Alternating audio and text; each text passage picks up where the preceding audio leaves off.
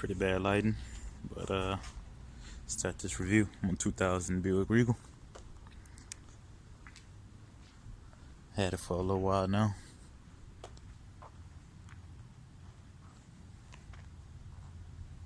Got a couple scratches and dents on it, but overall it's a pretty good car.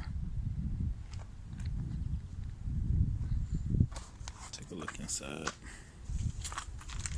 Got a remote to it, I programmed it myself.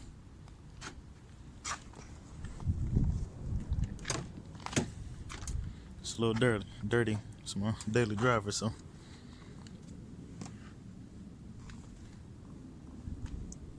For a 20-year-old car, it's in pretty good condition.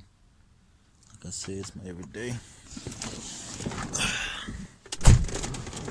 Get all the same. All Buicks are the same.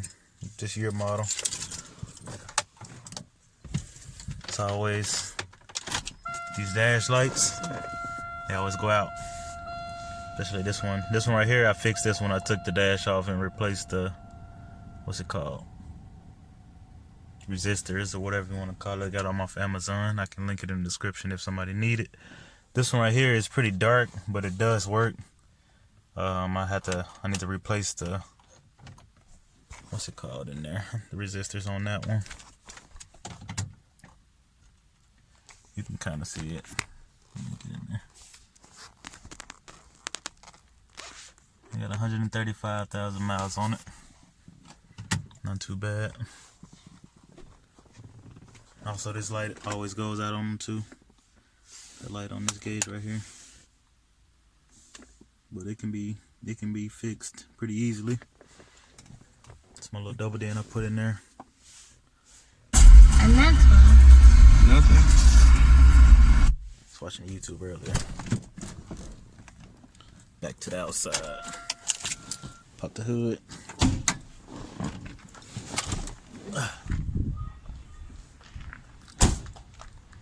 This is the 2000 Regal GS model. So, does have a little surprise under the hood. One hand, should have held on to that. So I cleaned it up just a little bit, but I replaced the front valve cover gasket.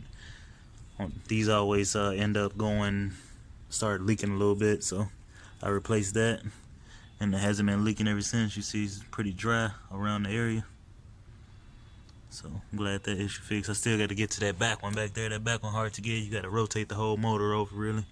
Take off these motor mount brackets, but overall, start up smooth, drive smooth. Got a little cold air intake on it, but it's not really that cold since it's kind of like the aluminum type. I want to get the type that's coated with like black liner. Get it open for now.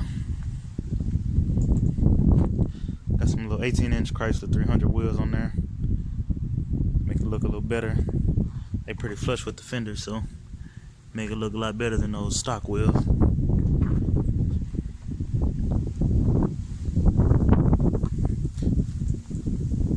5% tint on the back, just on these two back windows here. Up here it's 24% was legal in Washington, which sucks because they wouldn't tint it no darker. So I tinted the back windows myself. Tint those back windows. Got a couple of defects, but nothing too major. And the back window is also around like 24%, so you can kind of see through it. So police won't pull me over. Say this is the supercharged model. I'm not too worried about the license plates. I know people worry about that, but you can try to come get me if you want to. So these 2000 Buick, like 2000 this generation, the back bumper, you'll notice these always fade out. Nothing too crazy, but I want to take some little sandpaper, sand it down, and throw a clear coat on there. Rub it out with some rubbing compound. Hopefully that'll work.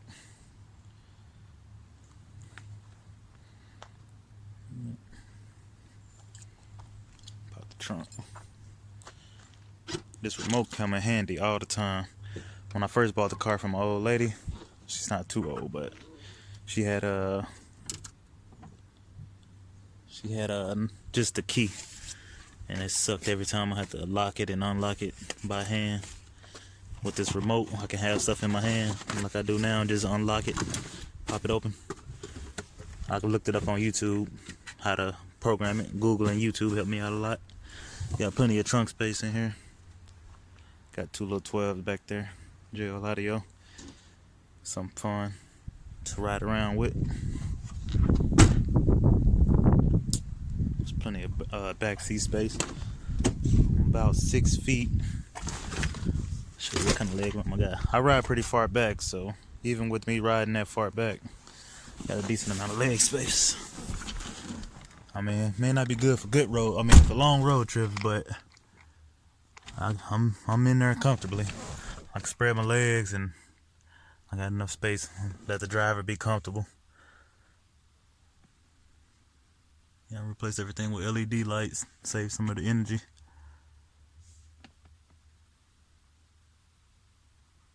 Oh yeah, I'm gonna take this thing on a test drive too. This thing pretty fast for a Buick. Most people don't, it's considered a sleeper. Most people don't realize this model comes supercharged. I like to line it up, show them what it got.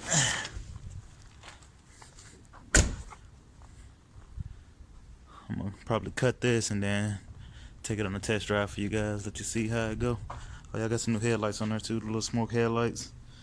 I have yet to adjust them. I tried to adjust it, but right now they point all different kind of ways and can't see jack at night. I'll start it up before the test drive so you can hear it start up and hear it run and everything.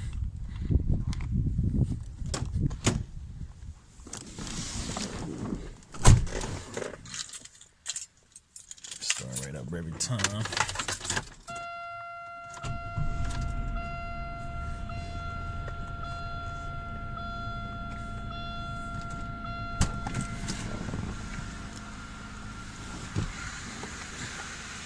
Run pretty quiet. I think I might have an exhaust leak, but nothing too major. You can hear the cold air intake sucking real loud. I have to step away so you can hear me.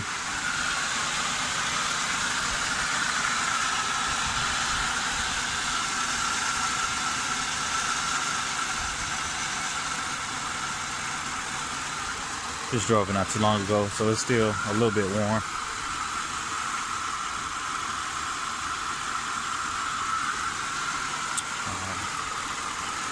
I'm gonna cut the video here and get ready for the road.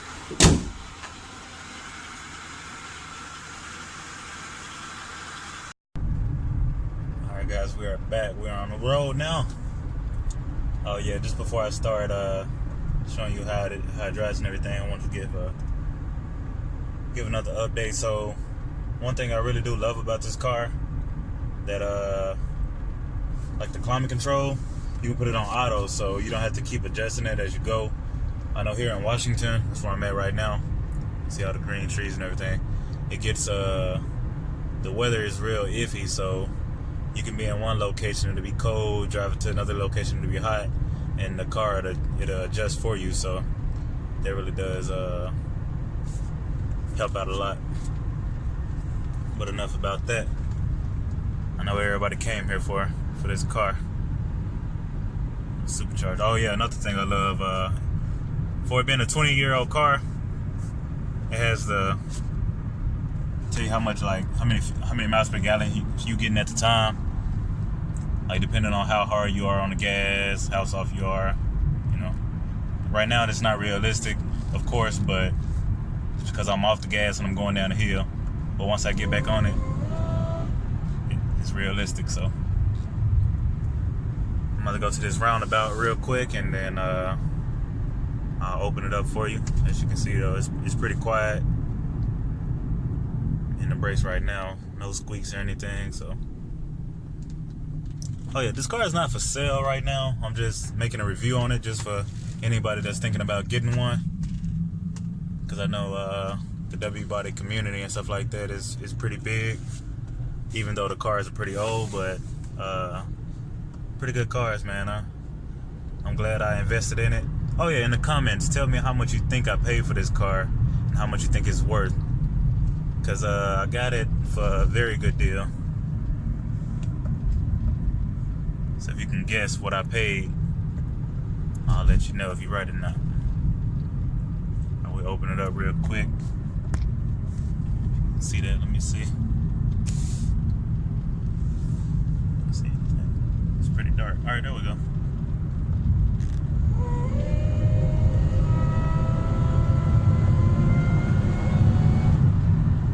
Get the Supercharged open up.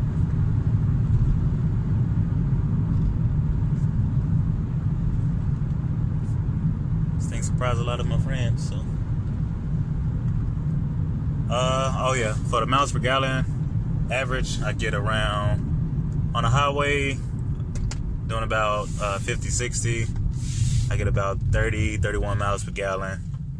In the city, realistically, I get around 20, 18 to 20, so I average about 25 miles per gallon. That's pretty good for a supercharged V6, I would say. So I would definitely recommend this engine. For some reason, it knows how to conserve gas mileage. But if you're thinking about getting one of these, I definitely recommend it. I'm getting 30 miles per gallon right now.